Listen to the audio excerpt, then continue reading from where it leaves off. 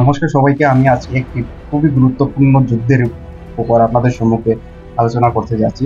সেই যুদ্ধটি হলো 6 day war. ওয়ার্ল্ডের মধ্যে 6 ডে ওয়ার নামে খ্যাত। আর এই যুদ্ধটি হয়েছিল ইসরায়েল এবং আরব যেগুলো কান্ট্রি আছে তাদের মধ্যে। আর সেই যুদ্ধটি হয়েছিল 1967। আর এই যুদ্ধতে মাত্র 6 দিনের মাথায় আর ফলাফল আসে।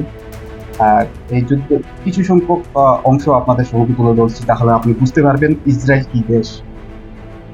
ইসরায়েল যখন মাথার মধ্যে আসে তখন আমরা লেটেস্ট টেকনোলজি, নলেজ এবং সায়েন্টিফিক দৃষ্টিভঙ্গিতে আমরা দেখি, কারণ ওরা অত্যন্ত অ্যাডভান্স। ইসরায়েলের বিষয়ে আপনাদেরকে বলে রাখি, ইসরায়েল বা ইহুদিরা এমন একটা জাতি, তাদের প্রায় আপনি দেখতে পাবেন যে জনসংখ্যার দিক দিয়ে 1,35,36,00,000 হবে সম্পূর্ণ বিশ্বের মধ্যে। কিন্তু এই অল্প সংখ্যক জনসাধারণের মধ্যেও ওরা নোবেল প্রাইজ জিতেছে প্রায় বিশ্বের মধ্যে 24%। এখন ভাবুন, অন্যান্য জাতির থেকেও ইসরায়েলিরা এই সায়েন্টিফিক ফিল্ডে অনেক বেশি এগিয়ে আছে। 24% টোটাল নোবেল প্রাইজ যারা জেতা তাদের মধ্যে 24% শুধু ইহুদিদের।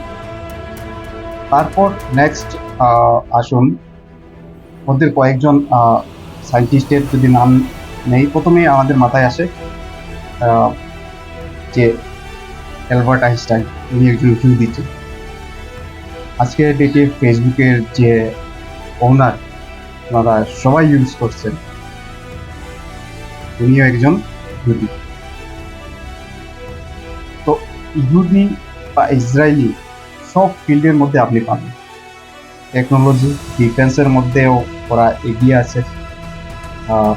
ওদের কন্ট্রিবিউশন ওয়ার্ল্ডের মধ্যে অনেক বেশি বলতে পারি।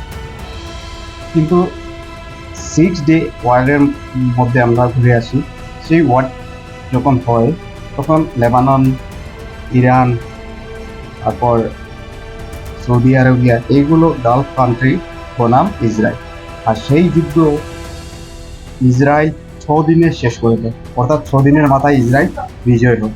এত দ্রুত যুদ্ধের ফলাফল কোনো যুদ্ধের মধ্যে এরকম পরিলক্ষিত হয়নি।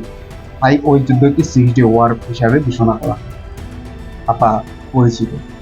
ইদানিং সময়ের মধ্যে যে ইসরায়েলের যুদ্ধ চলছে ইরানের সঙ্গে, ভাবতে পারেন ইরান ইসরায়েল থেকে অনেক বড় দেশ তুলনামূলক।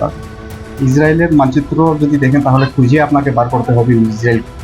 কিন্তু এত ছোট দেশ থাকার পরও ইরানকে পানি খাওয়াচ্ছে ইসরায়েল।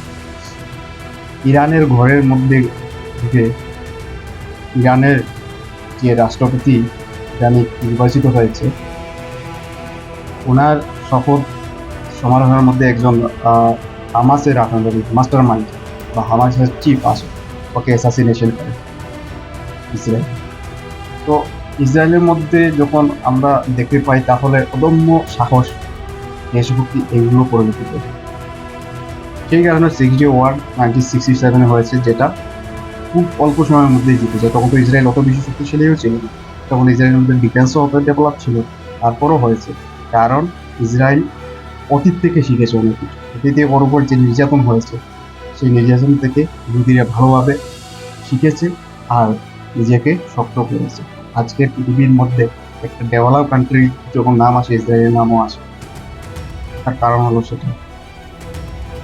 আমি এখানে একটি কথা বলতে চাই, ইসরায়েলের কাহিনী পড়লে আপনি ইন্সপায়ার হবেন। বা আমি ব্যক্তিগতভাবে ইসরায়েলের এই যে জার্নি, ওদের জাপানের মধ্যে হলোকস্ট থেকে শুরু করে আজকে ডেট পর্যন্ত, ওদের কাহিনীতে অনেক সংঘর্ষ আছে। আর বর্তমান সময়ে বহুত ভালো শক্তিশালী হিসাবে ইসরায়েল পরিলক্ষিত হচ্ছে।